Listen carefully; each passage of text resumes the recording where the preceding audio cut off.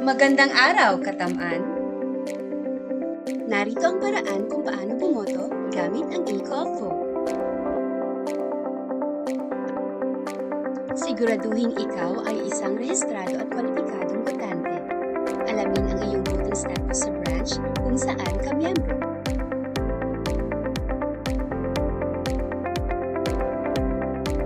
Pindutin ang Vote Now button. Piliin ang iyong kandidato para sa Board of Directors at pindutin ang Next button.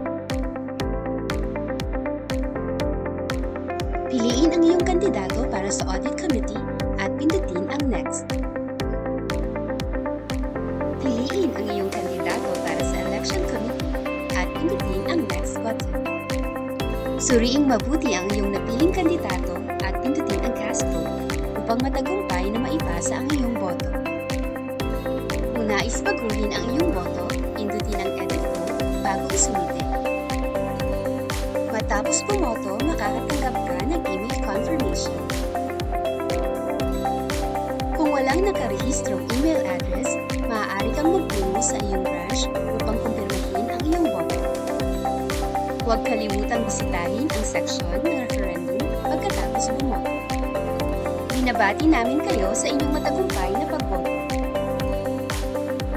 Maraming salamat sa paggamit ng e-call vote. Mabuhay ang Kilusang Kooperatiba at ang Tamaan Banawe Multipurpose Cooperative.